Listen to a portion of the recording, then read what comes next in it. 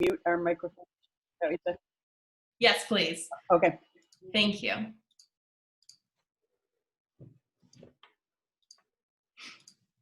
Just one moment here.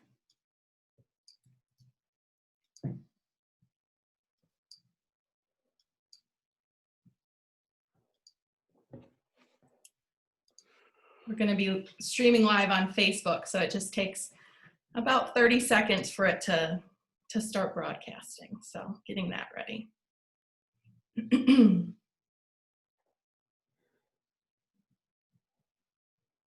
All right.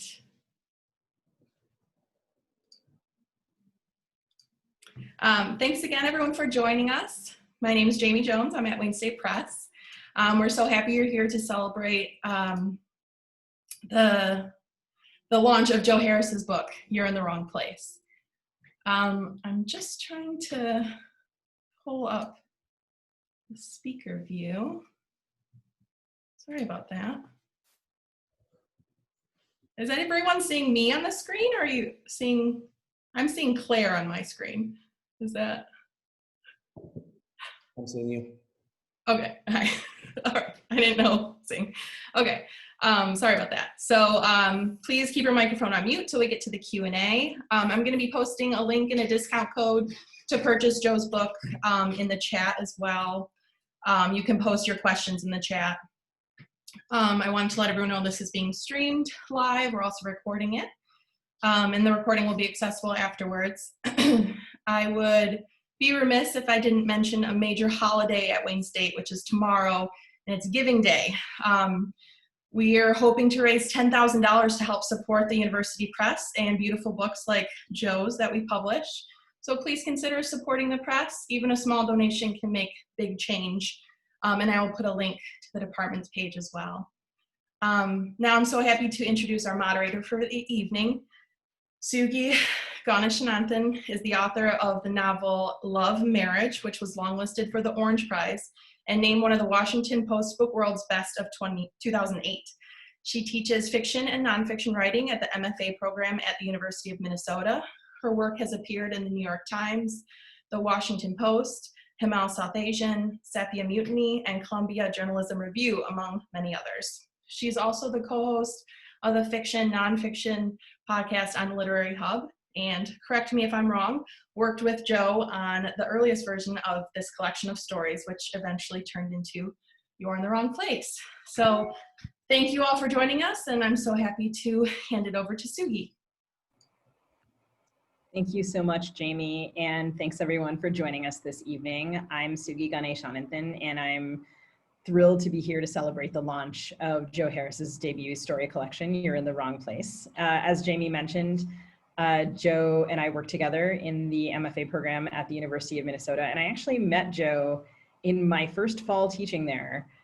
He was in the first workshop that I taught, and he was in that, which was also his first fall as an MFA student, one of the first students to sign up to submit work for discussion. And he turned in a draft of one of the stories in this collection, and it was amazing and exciting to see it again on the page, in the pages of this book. So from the first, I was struck by the intensity of Joe's talent and work ethic, and the quality of the attention he paid to the things that he was writing about, the things that mattered to him: relationships, work, home, I think really most importantly home, and of course, the inescapable problem of all narrative and fiction, time, and its effect on all of those previous things. Working with Joe over the next 3 years was such a joy as I watched this collection begin to come together through the perspectives of a variety of characters traveling in and around and between the suburbs of Detroit and other places where industrialization, gentrification, technology have taken a special toll on the working class, on families, and have changed places that people in Michigan know and love. In these loving portraits of Michigan, and I should say, I used to also teach in Michigan, and reading about it in the pages of Joe's work was really special for me. I think that Joe demonstrates his extraordinary talent for painting the quiet moments of people's lives where they are experiencing great joy, or also the cognitive dissonance between the small joys of life and the things that labor and work can't quite get us to. So there's a lot of sweetness in this collection, also a lot of poignancy and sadness. And I think it's a tremendous achievement, and I'm so pleased to be here. Stories by Joe have appeared in the Midwest Review, Moon City Review, Great Lakes Review, the MacGuffin, Third Wednesday, Storm Cellar, and have received the Gesell, Tompkins, and Detroit Working Writers Award for fiction. He holds an MFA from the University of Minnesota, we're proud to say, an MA from Wayne State University, and a BFA from Emerson College. And I'm thrilled to welcome Joe. Awesome. Thank you so much for that wonderful introduction, Sugi. Yeah, that was like, it was very, very special to hear from one of my mentors who was so instrumental in putting all of this together. Can everyone see me, first of all? Awesome. And yeah, and thank all of you for being here. Obviously, I was talking with everyone in the pre-chat. Originally, this was going to be like a gigantic book launch at Ye Olde Saloon in Royal Oak, which is the basis for Katie's Bar in the book. But because we can't do that, I mean, it's just so fantastic to have you all here right now and to be able to share this moment with all of you who have been so important to me, both in my personal life and just shaping this book. So I think I'm going to read the very first story in the collection, which is called Would You Rather? I'm probably going to stop halfway through, but this is the frame story of the book that introduces the rest of the narrators, the rest of the characters. It introduces the setting and the major themes that kind of go on throughout the rest of the book. All right. On my 21st birthday, Ken bought me a Jameson and told me to start putting hair on my chest, laughing through his smoker's cough about how his sons were too soft to work the punch, how his daughter could kick my ass. Ryan, that suave pretty boy who always fixed his hair in the greased window of his CNC machine, bought me a Stoli, told me to start watching my figure. Billy, eyes following his Keno numbers flashing across the TV behind the bar as carefully as they scanned the odds in the free press while he sat by his laser cutter, bought me a 7 and 7, told me to get lucky. Matt, all bullshit testosterone and bulging back muscles from 5 years at the shear, bought me a Slivovitz, slapped my shoulders, reminded me to go to mass in the morning to thank God if I survived the night. Jim and Ben, whiskered veterans of the press room, bought me a Budweiser, told me to pace myself, muttered something about the separate trajectories of their namesake sons, and went home to their wives. Brad, the welding department's resident philosopher, bought me a Jägermeister and made me toast to Karl Marx. Dennis, Mike, Steve, and Harry, the rabble-rousing fucks they were, so notorious for pranks they were banished to the four corners of the shop, bought 4 horseman shots for all of us, Jack, Jim Beam, Johnny Walker, and Jameson, and while I tried to keep them down, told me that it was about time I got my tolerance up and started hitting the happy hours around Ferndale with them.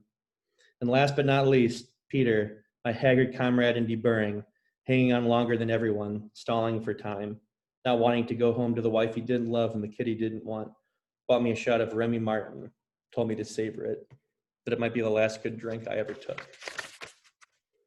Then, just his hand on my shoulder, her hand on my leg. Would you rather have a pom bomb or a lemon drop, Jack? Her favorite shot, or mine? I think I'd rather have a water. I felt clever, giddy, like I always did with her. The bartender shouted something at Jess. She leaned in to whisper, would you rather have ice or no ice? I balanced awkwardly on my stool. Jess, in the room, spun around me. I brushed her hair behind her ears, focused my eyes on hers. No ice, I said as I kissed her on the forehead. Let's go swimming. We have all weekend for that. She reached into the pocket of her jeans and flashed the keys to her aunt's cottage that she had gotten for my birthday weekend up north on Lake Huron. We were all at Katie's Bar on 9 Mile, halfway between John R. and Hilton Roads, where, girded against the blight of other shops, Dynamic Fabricating stood. Lucky possessor of one of the last defense contracts in our inner-ring Detroit suburb of Ferndale, manufacturing all the parts of an armored personnel carrier for the war 6,000 miles away. My place of work, employer of 2 shifts worth of shearing, deburring, pressing, welding, and machining sons of bitches, and all the sordid bastards drinking to my health.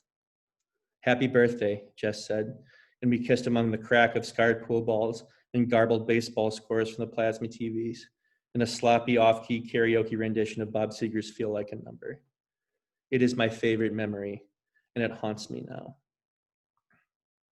Jess let me sleep in, packed up the car without me, filled the tank, grabbed us coffees, jerky, and trail mix from the gas station, then chocolate and champagne from the convenience store across the street. How's the head feel? She asked, pulling open the curtains. It hurts, I said, as I dragged the covers over my head. Outside the open window of our bedroom, September bloomed ecstatic, exhaling summer's final breath over the roaring diesel engines on I-75. Inside, empty moving boxes and Jess's textbooks from her night classes at Wayne State covered the floor. Would you rather have an aspirin or an Advil? She asked. Surprise me, I said. Jess opened the drawer of the bedside table, sifting for pay stubs for plastic bottles. Did you get your check yesterday? Shit, I said. Guess I was too eager to celebrate. We should swing by the shop and the bank before hitting the freeway. What's your hurry anyway? I asked, tossing the sheets, finger circling Jess's spot. She crossed her arms. I thought you were hungover. I stood up and cupped the small of her back. Thank you for last night. I was a good sport, she said. She ran her hands through my hair, smoothing out drowsy clumps before we embraced. Sex when you're in love is like talking without speaking, bodies and breathing sinking before collapsing, drunk with bliss.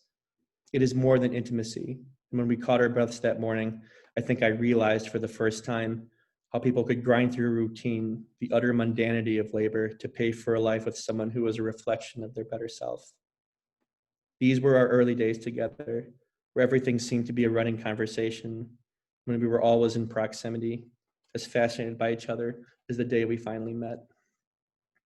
Although we'd gone to high school together, I'd never talked to Jess, captain of the softball team with a 3.6 GPA, out of my league.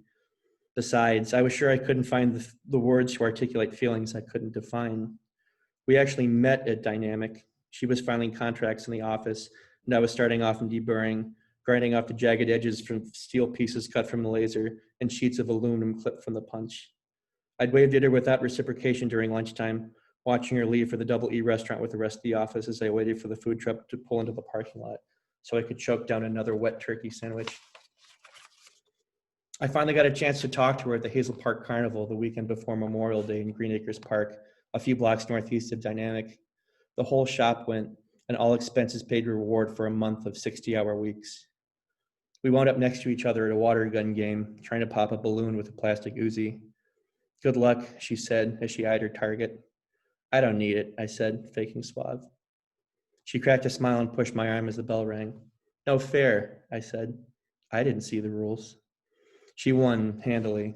The proprietor walked her over to the prizes, cheap, plush apex predators with toothy smiles. Would you rather have the crocodile or the jaguar? He asked. That's an alligator, she said. How can you tell? I asked. It's tiny. She examined her suitors. Alligators are tiny crocs. I never knew that, I said. Someone didn't pay attention in biology. She tucked the alligator under her arm. How about a victory meal? I asked. You don't want a rematch? There's no shame in second place, I said. As we walked through the midway toward the food carts, sporadic fireworks shot from the bungalows around us, hissing and bursting in the thick spring air. Would you rather have an elephant ear or a corn dog? I asked her. You're buying? I nodded, trying to hide my grin. Over cotton candy and ices, Jess said she'd always wanted to tease me about the indolent flop of my hair, that I should have built up the nerve and talked to her sooner. I told her what passes my philosophy, that things work themselves out if you give them time and space. She told me about the night classes she'd finally saved up for, that her ambitions weren't constrained to carnival games. She wanted to be the first person of her family to graduate from college and get a master's in counseling so she could teach the kids from our neighborhood that ring Dynamic that they could do whatever they wanted as long as they worked for it. I told her I thought work was immaterial, something we had to do to pay for a life outside of it, feeling the air vibrate between us. Then we waltzed from cart to cart, chewing caramel apples and kettle corn, trading horror stories about our exes, laughing until we snorted. We ate until our teeth throbbed from sugar, and tried to stump each other with classic rock questions as the flashing lights of the Midway colored our faces. Would you rather see the Who in '69 or the Stones in '72? Would you rather live in London in the '60s or New York in the '70s? Would you rather go to your place or mine? And as our days together became weeks, it became our motif. Would you rather, choosing between trivialities that provided the opportunity for us to go, to laugh, to fall in love. Friends at work told us to cool it, to be careful, but we couldn't. We were spending every day, then every night together. So after my first raise, I got a low interest loan and bought a 2-bedroom shack 3 blocks from the shop, and Jess moved in. Dynamic was quiet that day, which was eerie. I'd never been on the floor without a pair of green foam earplugs to soften the deafening thuds from the shear or the precision grinder's metallic cries. Jess and I walked through the chip bay doors in the back toward the filing office in front that looked out across 9 Mile. I've never been in your office, I said. I've never seen what you do during the day. You want a tour? She said. She opened the door to the office, turned on the lights.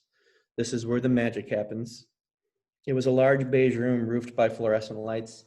Floor-to-ceiling filing cabinets, bulging with contracts, were separated by a few small metal desks covered with pencil jars, rulers, and old desktop computers.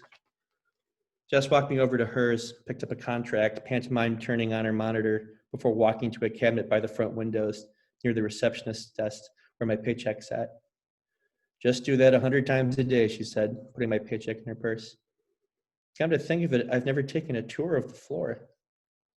I took her hand and led her out of the office to the shear, a massive version of the scissors we used on construction paper for grade school art projects. It starts here, I said, mimicking the motion of mad science before launching into a history of the shop as told to me on the floor. Dynamic didn't start in defense. Like all the other shops on the east side of Ferndale, Dynamic was founded after World War II and supplied auto parts for the big 3 auto companies. After the Japanese and Germans rebuilt their auto industries with our goddamn money, my grandfather used to say, and started eating away at their market share, Dynamic adjusted and adjusted and adjusted again, eventually winding up at defense work, which they'd been doing for 10 years by the time I joined. From the shear, I walked Jess through the fabrication process, the punch, where Ken dissected aluminum sheets into rectangular pieces, the laser, Billy's job, which cut elaborate patterns out of steel, deburring, my department, where the excess metal of the resulting pieces was ground off with belt sanders and hand tools, the press room, where Jim and Ben inserted the smooth pieces into massive calibrated presses and reformed them, welding, where Brad, mask lowered, melted the folded pieces together in a haze of acrid smoke, and machining, where Ryan washed and drilled the welded product one last time before they were inspected, boxed, and shipped to be finished with a chemical treatment or a coat of paint. When we reached the shear again, I handed Jess a fender from a half-full shipping box. She turned it over in her hands. It's crazy to think we're made of the same stuff. What? I said. Steel? Well, carbon and iron make steel, right? They're both in us. They're a part of us. I took the fender back from her and studied it, puzzled. She grabbed it back, tossed it in the shipping box, and pulled me to the back door. We'll talk about it in the car. We drove my check down 9 Mile and deposited at the bank before Jess drove a rusty Grand Marquis up all 4 levels of the neighboring parking garage, the highest point in the city, where we went during that summer's rainbow sunsets, softened light trapped by the hazy dome of carbon that compressed it into outrageous hues of purple, orange. From our vantage point, those evenings and that morning, the neighborhood was a leafy, pungent grid of warehouses and industrial shops, surrounded by 2-bedroom bungalows and dotted with postage stamp parks.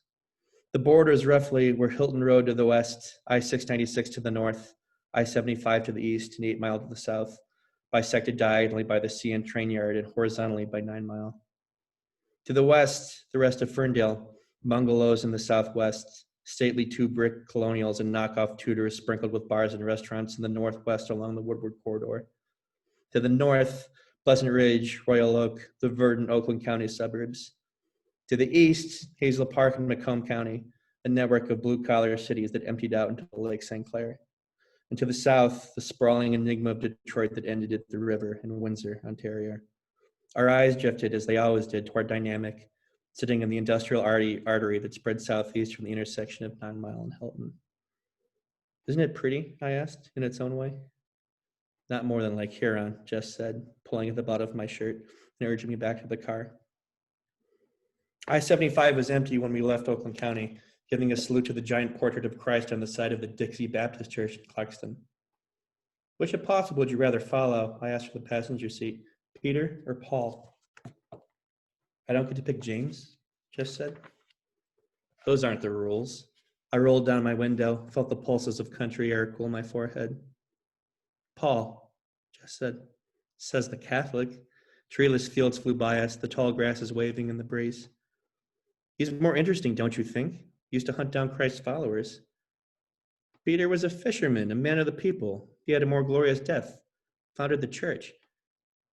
Maybe we should analyze them as historical figures, she asked. I should do that for my theology class. I turned and reached into the back seat, looking for a candy bar, but finding only Jess's weathered philosophy textbook. I picked it up and fanned the pages, stopping at a dog-eared page. What's materialism? I asked. You want to move on from the saints already? Physical matter is the only fundamental reality. What the fuck does that mean? We covered it in class last week. It's a philosophical concept that says that all that ever has and will exist, including our bodies and everything we think, we perceive, is the result of the interaction of matter. She rolled her window down, let the wind push her fingers back. It's kind of what I was talking about earlier at the shop. Well, so what? What's the purpose of studying it? If it's true, she said, then religion can't exist, because if matter is all everything is composed of, then there's no mystery in the world. There can't be anything spiritual, so God can't exist either, or an afterlife. I shook my head. That's bleak. It is. She took a sip of coffee, but it's probably true. I stared at our reflections in the rearview mirror, shaggy hair we cut ourselves to save money for furniture, and cheap sunglasses from a gas station in Trenton, bought after a day of thrifting for appliances downriver. I reached out and held her hand. That's a good one, actually. What is? Would you rather believe something you know isn't true that helps you get through day-to-day life, or believe something you know to be true but makes you feel like shit? Fuck, she said. That's a good one. And I think we should stop there, just because I think that's around 15 minutes. All right. Thank you so much, Joe. Yes, I think some of you are aware of the clap reaction function of Zoom. So Joe, thank you so much for that wonderful reading. That story has one of my favorite lines in your book. I'm quoting here. When we caught our breaths that morning, I think I realized for the first time how people could grind through routine, the utter mundanity of labor, to pay for a life with someone who is a reflection of their better self. And I think for me, that gets at so much of what the book is about: why we work, what we lose and gain through work, and how work makes and destroys our homes. And it's also heartbreaking because as we, well, I won't say what happens, you should read the book, but the characters eventually find themselves under some financial pressure, and that changes their relationship in interesting ways. I wonder if you could talk a little bit about how your characters relate to work and how labor and work, how you think about those things in relation to the book overall. Yeah, that's a really good question. I think definitely for Jess and Jack in the story that I just read, and I think that's probably true with most of the characters in the rest of the book. I think they consciously know that the work that they're doing might not be the most fulfilling work personally, in terms of, jobs that we all thought when we were growing up to be, like, I would love to do this for a living. I think that their work situation isn't necessarily that, but that job that they have pays them enough money to have the kind of lives that they dreamed about. I'm sure a lot of people have, different ideas of what a good life, what a successful life is. And for these two characters and for other characters in the book, I mean, that involves, finding someone you love, starting a family, like paying off a house, being able to travel, all of these things are happening pretty quickly for those two characters in that story. And that's only possible from the work that they do at Dynamic. So they've kind of like entered into that bargain. It's like, I don't necessarily love what I do, but through the process of work, through the process of labor, I'm able to create this like really rich, and wonderful life, which I think is sketched in there. And, the main problem, I think, at the end of that story in the rest of the book is, if that job goes away and you can't work anymore, then that other half of your life no longer exists. And I think as that story that I read kind of goes on, that becomes more apparent. But I think that's the kind of like the main problem, the central problem for me, at least, of the book, is all of these characters have kind of made a bargain to find a meaning in a life outside of work while still needing work to pay for it. And then suddenly being deprived of both, and then stuck in this situation that they're in without kind of a way to get out. And I think also, talking about how work and labor define the book, I think that's also kind of like colored by the place where they live. Famous for being the home of the American auto industry, and kind of like made the city what it was. It was the home of the labor movement for the 20th century. And I think the fact that, the auto industry is becoming, a smaller and smaller part of the economy of Detroit, and also that, labor has been weakened to a point where, those kind of jobs, if you can get one, don't pay that well. That kind of like problem is still, exposing itself, and definitely now during this pandemic, that it's happening too. But yeah, I think that's all during thesis here. This idea of, I think, Detroit being defined in some sense by work, or at least industrial work, and having that kind of recede now is causing I think an identity crisis. And I think that identity crisis is also reflected in the rest of the characters in the book. So as you mentioned before, the bar in the book is based on a real bar. Many of the places in this book are based on places that you know really well. It's a very Michigan book. And as I was saying before, that's one of the things I love about it as someone who spent a few years living in Michigan. What were the challenges and pleasures of writing about home for you? What were the things that it was hard to get on the page? I don't know, I've always kind of asked myself this question about that, why like so much of my like writing is set where it is, and certainly like all this book is set in the exact same place. But I think I realized that I think I'm the kind of like writer that only writes about things that they love, things that they're passionate about. And I love Detroit so much, I think, for so many reasons. One of which is, it is really like the most diverse place I've ever lived, which is a consequence of the auto industry. People from all over the country, people from all over the world came to Detroit to work, at that time, when those jobs were prevalent and they paid a lot of money. And, it's just kind of created this social dynamic that is just so wonderful. This like great interaction of all of these incredibly different cultures. It makes it such a really, really wonderful place. And I just like living in places like that, where this like, kind of running conversation, among like people that are so different from each other, I think is just fascinating. I think another reason that I love it is visually, I think it's really beautiful. And I know definitely my sister will love this.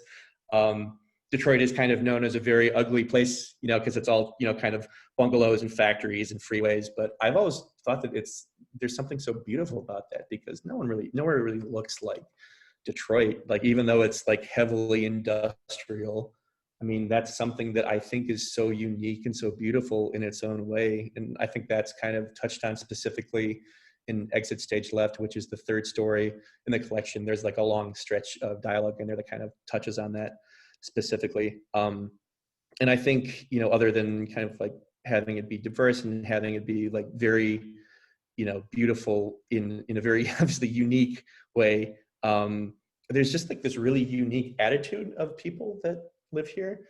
And I was always trying to define it. And I think the closest I can define that is it's a mix of gallows humor, like pride and defensiveness, and like a very strong sense of community. I think gallows humor, because especially during the recession, I did my undergrad in Boston, and like all my friends from there, first of all, were all like, oh, Detroit sucks. Detroit's so like, has so many problems. It's like so awful. Like, who would come from there? Like, who would want to live there? And it's just like, what do you like?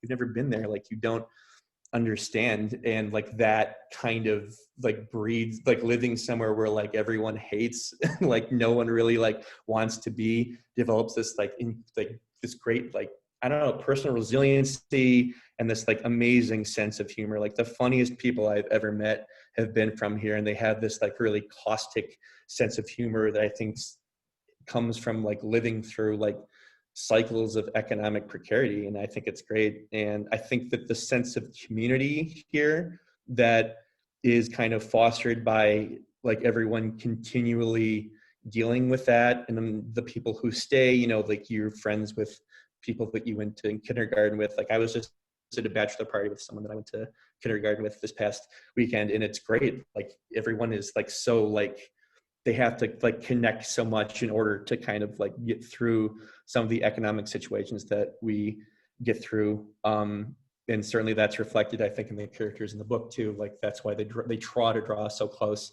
together, to at least have someone else to be able to experience what they're experiencing with. Thank you. I can see that questions for you are starting to come into the chat.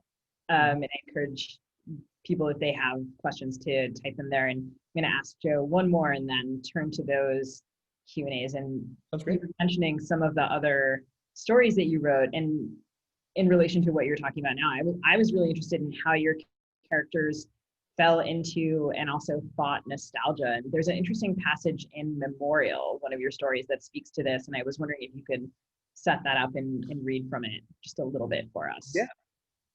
Yeah, absolutely. So Moral is a story that deals with Dennis, who was introduced as one of like the bad boys who used to work at Dynamic Fabricating, and he was one of a group of 4 friends, that were, real rabble rousers. And then when the factory closed, one of them went to Afghanistan and wound up dying there. And the premise of that story is that the people from Dynamic Fabricating who have money at the time are trying to like pitch money together to build a memorial for a lost friend. And so this is Dennis. This is about halfway through the story, Memorial. Dynamic Fabricating, that was work, man. That was work. If we got a hot job that gave us a 70-hour week, we would peel out of the lot on Saturday at 2, exhausted and dreaming of how we were going to blow all that overtime. How good that new rifle would chew up deer shoulders up north in the fall. How good the inside of the classy girls at the bar would feel when I'm loaded on Maker's Mark, staying hard all night without the woody bullshit we choked down before we got the job. God, did that feel good. Steve and Mike talking about their jobs bores me, so I climb up a ladder to the roof and stand on my toes. And when I look south, I can see the shop and my heart gets light, and I think to myself, God damn it. How could anyone think this is ugly? How could anyone hate this? I can see us, how it was, how I wish it still was, how bad I want Harry back.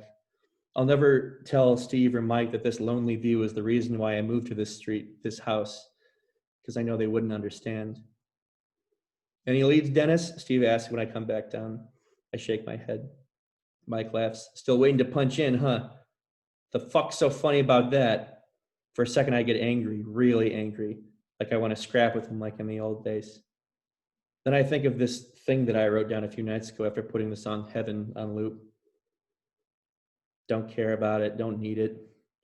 Some broad gonna drive into town and buy the factory. Some chick gonna give me my job back. That's a girl I would go after and suffer for. That's a girl I would love. Come on, be real, she ain't coming. And even if she did, wouldn't be nothing like the first time.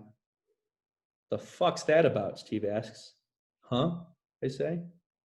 What you just said. I didn't realize I was talking. Just a memorial, I guess. If I died, I don't know. I take another sip of beer.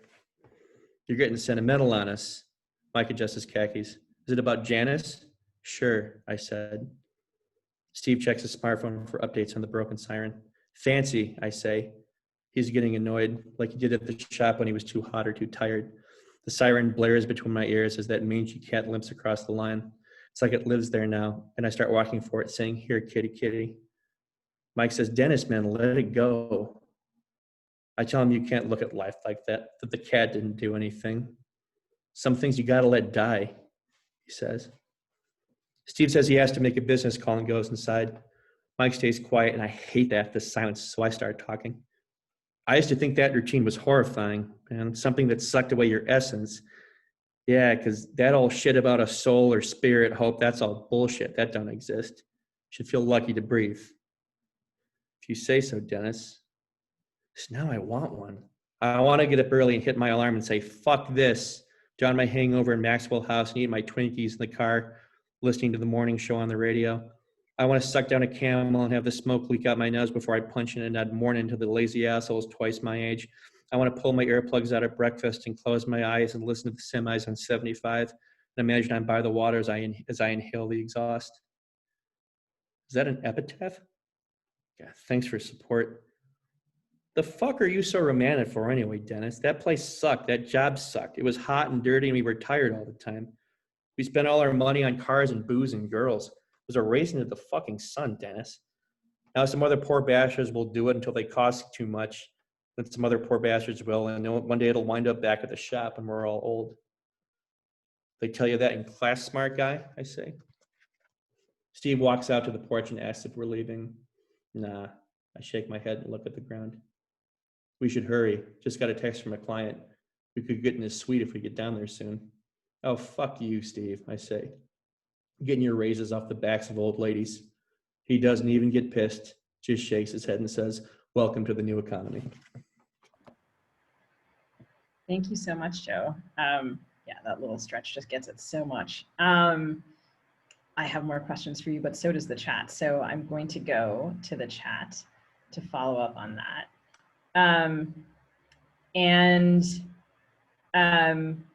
Maureen Aiken on Facebook Live has asked you to talk a little bit more about, she says, I love the line, it's beautiful in its own way. And I think there she's quoting you talking about Detroit. And can you talk a little bit more about that? Yeah, I don't know. I think I'm just like kind of like contrasting it with, so in Michigan, the people from here that are from Michigan, we have Northern Michigan and it's called Up North, and it literally is one of the most beautiful places in the world. There's, you know, lakes and forests and sand dunes, and it's so like quiet and peaceful. It's like a completely different world from where we live for the most part. But I think that kind of beauty sometimes is so like easy, and you know, I think that if you spend enough time in one place, that I think things that are considered even, you know, conventionally unattractive can become really beautiful and just become part of your life. Related to that, Donovan Hone has asked, and I'm kind of skipping around here as one question leads to the next. Donovan refers to the story Alex, the story from the point of view of Alex. There's a mural in progress in that story that your narrator keeps fixating on. Donovan says, quote, I love that mural in part because you freight it with mystery and in part because it reminds me of what you are doing, assembling this ensemble portrait of people and place, showing us both the present and the scar of history. Could you talk a little about the thinking that went into the collection's form, how you arranged the stories and framed your mural? Yeah, well, definitely, and this is good because I think this is another question that I think we were going to get to. The original form of the book was a fake anthology, so it was going to be presented that as a nonfiction book, where I was the editor and I went and talked to 8 or 9 people and said, "Can you give me a reflection about what living in the recession of Detroit was like?" to try to give it some kind of meaning. And obviously that changed a lot. I think that had a lot to do with kind of like connecting it to like one singular place. And for me, that was factory. And I think once I made the decision to have all of the stories kind of pivot around it in some way, I was able to kind of go back and kind of change what I had and then like fit the rest of the stories into that on a timeline. I'm not really sure. I think I set like a 7-year period for it. So it starts obviously like when Goldman Sachs fails, and then it ends in 2015, because that was roughly when Detroit started to, I think, better. And also when I left for Minnesota and wasn't sure at that point, I was just like, I don't know if this is good, and I don't know if I want to work on this anymore. But yeah, I think like having that one singular point kind of like allowed me to like fit all of these other stories together. And going back from this question to the question of work in the factory from Kristen Collier. From what I read of your stories in grad school, Kristen says, there is a wonderful and complicated relationship between people and work. Labor both provides them a home and community and also is a part of their exploitation, which becomes clear when the factory closes and they lose that home. How do you think about that balance? That's so interesting. Also, it's great to hear from you, Kristen. Kristen was in my year at Minnesota. But yeah, that is kind of like a Faustian bargain, you know, when you start a job, you know, I think especially a job that takes up, you know, so much of your time, you know, it does provide you with a life that is, you know, outside of work much better. And at the same time, I think that you can kind of like get caught in the trappings of that a little bit. I think if that makes any sense, you know, if your standard of living raises, then you have to keep working harder and harder to maintain that. I think for, you know, these characters in this book, I think is something that we may, or I tried at least to kind of cover over earlier, knowing that, you know, like tying your entire current life and your future, you know, to this like certain place is a way to fund your life, but also like having that kind of work be so precarious is something that I think a lot of people in our generation are dealing with right now. I think especially, you know, during the pandemic, you know, the rise of, you know, work for, you know, like Grubhub and all these like service industries. It's like that kind of work is like incredibly precarious, but it's something that people have to do to, you know, eat and to pay their rent. And this leads, I think, pretty perfectly to a question from Caroline Mon that I've been saving, because it leads to the question of what you're working on now. So much, Caroline writes, of the economic background of your book resonated for me with our current economic moment. As you have revisited the work during the launch, what are your thoughts about the parallels between the 2007-2008 recession and our current economic crisis? Is this economic crisis also generative for your fiction?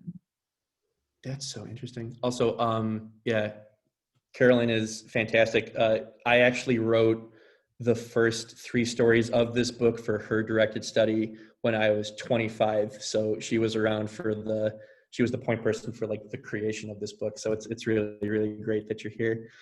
I mean, I do see a lot of parallels. I think that, you know, a lot of people are kind of out of the workforce right now and have, you know, kind of been floated on unemployment. And when that finally ends, I think we might have a situation like it was in 2008. And I certainly hope not. I think it's going to be like really up in the air until we get a vaccine. In terms of being generative for fiction,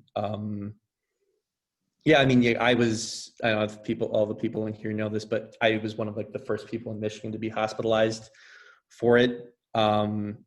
And is a very, very scary situation. But that being said, I think afterwards, I've never been more productive at writing because, you know, there's really nothing else to do. So all I've been like doing basically is like writing. It's been like really, really fantastic. I don't know if writing about like what I experienced is something that I want to do for a while, if I ever want to do it, just because it's not really something that I want to experience again. But in terms of the situation that it created for me personally, of like finally allowing me, you know, time to in space to write for the first time since I was at Minnesota, I think has been like really, really amazing as this kind of like after effect of it. Yeah, I remember hearing about that and being sort of, yeah, astonished. I think you were one of the first people I knew who had it. And that productivity that has come in the wake of that is a strange and also great gift. I happen to know that you have another couple of projects in the pipeline, and I wonder if you would talk about that a little bit. I'd love to. I think when I left Minnesota, I moved back to Detroit, and it took me a while to find a job. And the job that I wound up getting was not great for me. It was like incredibly stressful with, you know, very early and long hours, and I like could not write, because when you're doing something like that, you are so constantly tired that it's hard to generate work. And I did start sketching stories then of just like being somewhere else and like not being in that situation that I was in. And I think kind of what I was talking about earlier, Northern Michigan is so beautiful, and me and my family have been up there. You know, we went up there all throughout when I was growing up, and I've been like lucky enough to be able to go up to Empire, Michigan, which is at the foot of the Sleeping Bear Dunes, a couple times over the past 2 years. And I think just going up there and like being in a place that's like so like shockingly beautiful and quiet, and so like, for me at least, peaceful, at least compared to, you know, you're in the wrong place, which is kind of like very tight and claustrophobic and with conflict. I was just thinking of setting a collection in this like really idyllic place and having all these characters from all over kind of like wind up there individually over the course of a single summer, and kind of like trying things out differently for me. I know for you and Julie, and especially Charlie, we're always saying just like during my thesis year and some of my stories and workshops of, you know, try to do more interiority, get comfortable with description, get comfortable with writing things that are long. And that's what I really wanted to focus on with this one. It's a linked short story that's set in Empire over the course of the summer, where like everyone's kind of like loosely tied to this one resort. And yeah, the stories are a lot longer. I think emotionally they're incredibly intense. There's a lot of interiority. There's a lot of description, which has been fun, because it's like when you're like in or describing a place that's as beautiful as Northern Michigan is, it really is fun to see how many different ways you can describe, you know, Lake Michigan or the Empire Bluffs. Yeah, it's been great. And yeah, I think around 200 pages of that is done, which I think is like really, really exciting. So I'm hopeful to have that done by the end of the year. And the second thing is a novel that I actually started for your class, Sugi's novel writing class, which everyone else who took that class, although it did ruin our spring breaks that year because we had to turn our drafts in right after spring break. Yeah, it was amazing because I came out of there having like 120, 130 pages of something that was like edited by like, you know, everyone in my class, and I think was really promising. And it's a soccer novel that's set in London about this fictional soccer team that used to be very prominent and has been kind of consecutively relegated. And the novel charts its last season before it's kind of relegated out of the national leagues. And yeah, I think I wrote, I think around 60 more pages, like when I got home that summer when I was looking for a job. And I was lucky enough to get a grant at Minnesota between my second and third years to go to London for 3 weeks and do research. So I still have all of that. I still have these like tons of pictures and all of these notes, and I'm really, really excited to finish that too. So I think those two things are next in the pipeline. I'm really excited about it. That's very exciting. I, as you know, would love the idea of a soccer novel, a football novel, I should properly say, is thrilling to me. So you talked a little bit here about form, and Donovan asked a little bit about thinking about the collection, and you and I have talked a lot about linked stories, and it's interesting to me also that you're returning to that form. What are the linked collections that have been most influential for you, or the novels? Like, what are you reading? Who are the writers you love? Yeah, I think for this particular, also, Donovan, I'm so excited to speak to your class tomorrow about the lead story for this book. I'm really looking forward to that. I think for You're in the Wrong Place specifically, there were two linked collections that I thought were probably the most important. And I think if I hadn't read them, I'm not sure I would have been able to structure my book. The first one is Olive Kitteridge by Elizabeth Stroud, I think, which is a very famous book. And not so much that I like really, really loved the book, but to cover such a long period of time over the life of a single character, over like the entire life of that character, from, you know, early marriage and early career to, you know, widowhood and like total isolation, and to track that also with characters whose lives, you know, she affected, even tangentially, I thought was fascinating. My favorite story from that is one of Olive's former students, who in the course of that specific story told in that character's perspective tries to commit suicide. And it's like completely removed in terms of, you know, kind of the structure and the tone of the different stories in that collection, but it also allows, you know, this different voice perspective into that collection of someone who Olive affected, even in a slight way. And Olive winds up saving the student's life in the story. But I was like, that is like so cool to be able to deviate from your like linear narrative to a certain extent, but also like bring in all these other perspectives as a vehicle to tell different stories in one of those narratives was so fascinating to me. So that book was really important. The other one, I think specifically for You're in the Wrong Place, was Miles from Nowhere from Nami Munn, which is honestly, I think, one of my favorite books, period.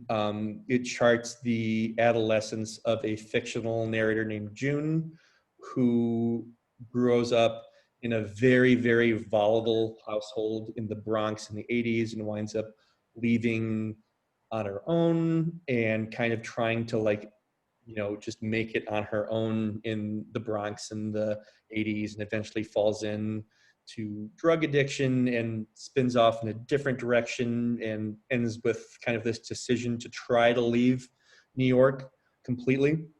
But that also, I think, covers, and correct me if I'm wrong, Sugi, I think covers around 10 years of that. And I think using that timeline was something that was very similar to mine, and something that I studied a lot in terms of how the stories were arranged in a linear fashion, even though they dealt with completely different aspects of June's life. And stylistically, I think that book was so important. And I think one of the stories in there called Avon specifically, Avon is about June being an Avon lady selling beauty products to feed her drug addiction. And when June is working and, you know, like sober, you could say, it's like the writing itself reflects that reality. The reality is like very, the writing is like very clipped in terms of sentences. You know, the language is like really, really pared down. It's really, really tough. It's really brutal. But when June is on drugs, the narrative completely changes. The sentences become like very, very long. The language becomes very florid. It kind of like melts out on the page. And I thought that was so interesting, to be able to have a character in the same environment being able to kind of, in their own way, like access this different kind of meaning to them, and have that be reflected in the language was really, really important. And for me, at least, and having that, then that's something that's kind of seen in You're in the Wrong Place, because all the characters are literally in the exact same setting. They all just are like kind of around the factory the whole time. but there's this constant search for them to have it mean something in some way. You know, even if they're just trying to, you know, like get money to pay their rent, or, you know, like looking to get drunk or trying to fall in love, like they have all of these like very separate longings and desires that are all described in such different ways based upon who they are as characters. And that is something that I'm not sure I would have been able to sketch as well if I hadn't read that book. Just listening to you talk about how much you love that book and describing it, it sounds like people talking about your book. It was so great to meet her too, because you brought her into one of our workshops. It was just amazing to talk to her about it too. Yeah, she's a terrific writer. And I think, you know, it's so interesting, I think, especially for me, having seen these stories for a few years and seeing them in their polished final form with the weight of all this history and influence and careful critical thought and powerful language in You're in the Wrong Place. And I think that we are about at the top of the hour. And so this might be our spot to wrap up. And I just want to say, Joe, congratulations again. Thank you so much to everyone for coming. And I'm going to hand this back to Jamie, who I think has some closing remarks. And thanks again, Joe, for inviting me to be part of this. Thank you so much, Sugi. You were the perfect host for this, honestly. Thank you so much. Yeah, you were both wonderful. That was such a great conversation, and it was just great. So thank you everyone for coming. I did put a link in the chat box. If you want to order Joe's book, we have a discount code, so it's 20% off right now. Also, just another reminder for Giving Day, which is tomorrow, and Wayne State Press could always use the support. Thank you so much, everyone. And follow us on our social media, Facebook, Instagram. We do events like this when new books are launched. So look forward to another one. So thanks again, everyone. Thank you all so much for coming. Love you guys. I'm Katerina. I'm Joe's girlfriend, so I'm also saying bye. Bye.